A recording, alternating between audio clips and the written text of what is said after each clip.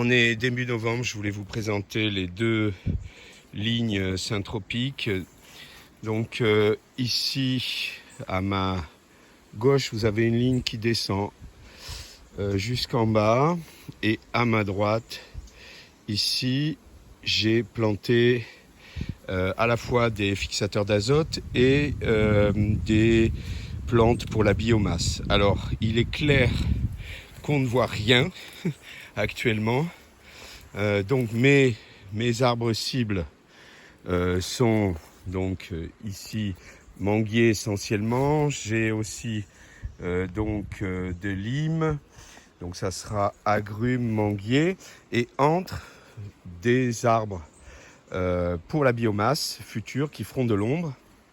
Et là, canne à sucre qui sera pour donc la biomasse. Donc lorsqu'on descend, j'ai fait des boutures de canne à sucre. Ici, on a les litchis qui ne vont pas spécialement bien, donc à réfléchir.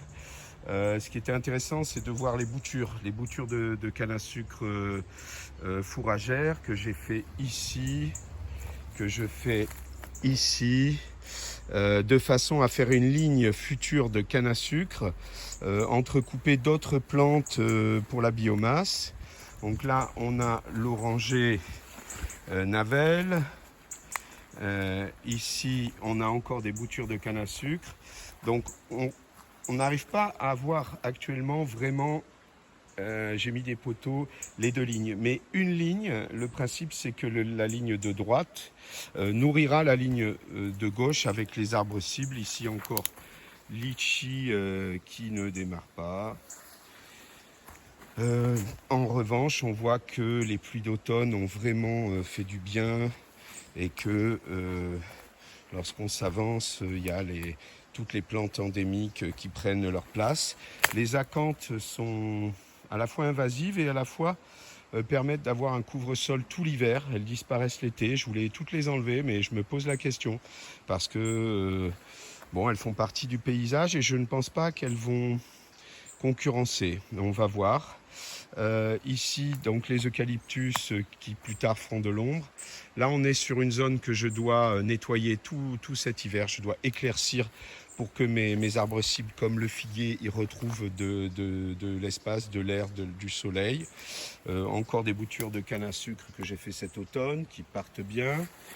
Là, on retrouve l'arbre orchidée qui me permettra à la fois d'avoir des floraisons et aussi de la biomasse. Les essais de sorgho sont vraiment concluants.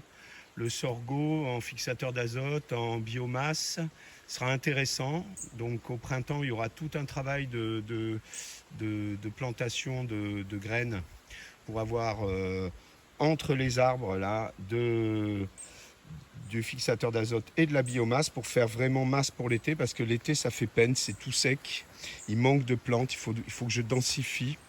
Voilà la petite particularité avec le pois d'Angole qui est vraiment tropical, qui est utilisé en syntropie, qui démarre.